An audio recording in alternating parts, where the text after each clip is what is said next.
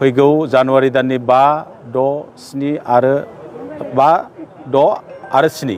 2023 मायथाइयाव बे मेलाव जोंना गाहायै जोंनि जिबिलाक डेलिगेट्स जायो बे डेलिगेट्सआव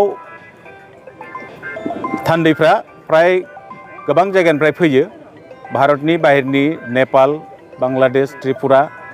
वेस्ट बेंगल साखाथिनि रायजो मेघालय नागालेण्ड अरुणाचल बेफोरनिफ्राय फैयो आरो जोंनाव बोसोरफ्रामबो प्राय 3,000नि बारा डेलिगेट जायो एबारबो जों आसा फारिदों 3,000नि बांसिन सुबुङा डेलिगेट्स महरै थान्दै महरै बे हाबाफारियाव बाहागो लागोन जोंनि बे मेलाव आरो बे समाव जितु जोङो गिबियै गाहायै जोङो 5 अक्ट' खालिनो जोंना मोनसे स्पेसियेल मोनसे अपेन मिटिं जागोन बे मिटिङाव जोंनि भारत सोरखारनि सासे केबिनेट मिनिस्टार रामदास आठवाले रायजो मिनिस्टार रामदास आठवाले बिथाङा फैगोन बेजों लोगोसे आसामनि सोलोंथाइ बिफाननि मन्थ्रि डक्टर रनज पेगु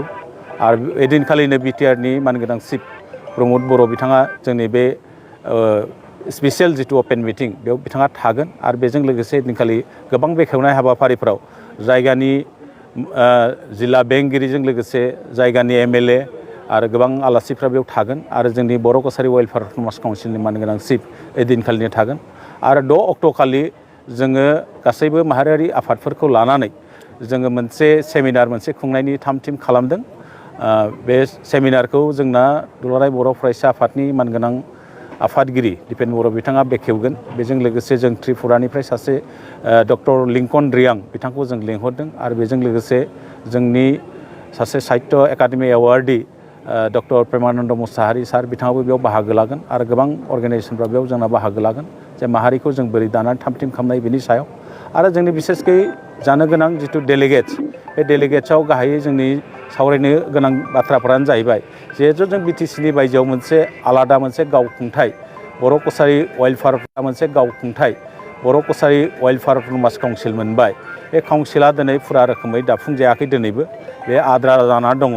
दा बेखौ गामिफोरखौ सोसननानै समस्तिफोरखौ दाफुंजोबनानै बिसायख'थि फाथिनानै जाहाथे बेखौ गोख्रों मोनसे काउन्सिल दाना होयो बे मोनसे जोंनि डेलिगेट्सआव जायगा मोनगोन सावरायनायाव बेनि थाखाय जों सोरखारनाव डिमान्ड खालामनाया फैगोन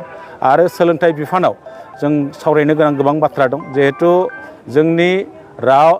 राव हारिया जुदि आरो हारिमुवा जुदि थांना थानांगौबा जोंनि बर' मिडियाम स्कुलफ्रा जोंना थांना थानांगोन जोंनि बिमानि रावनि फरायसालिफ्रा बे बेलायाव बर' मिडियामनि स्कुलफोरखौ जिहेतु बिसेस कनसिडार खालामनानैब्लाबो सरकारिकरन खालामजोबनांगौ खिन्थु दिनै खालामाखै सरकारा बेनि सायाव नारसिननाया जोंना बेयाव सावरायनायाव थागोन जोंनि बेयाव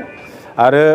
गोबां जों आयदायाव सावरायगोन हा हुनि जेंनानि सायाव सावरायगोन आरो गोबां आयदा दङ बेफोरनि सायाव जोंनि जेবিলাক समस्याफोर दं जोंनि गेजेराव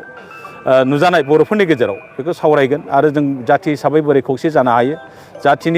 जाथिनि जौगाथायनि थाखाय जों बोरै खामानि मावनो हायो बोरै ज' जानो हायो बेनि माखासे पलिसि लागोन आरो जिहेतु खौसेथि बर' सुबुं आफादा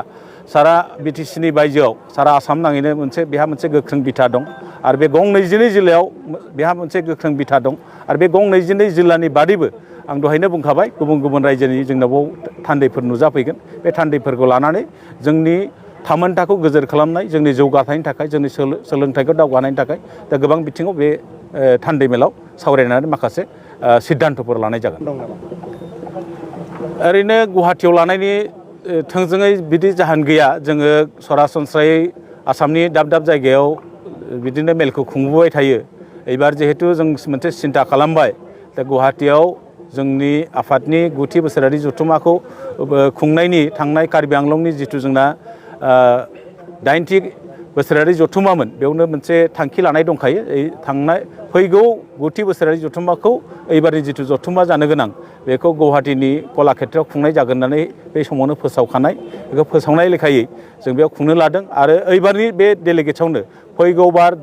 10थि कनफारेन्सआ जोंना बहाव जागोन बे जोंनि थान्दै मेलनि गेजेरजोंनो बेयावनो सिद्धान्तबो लानाय जागोन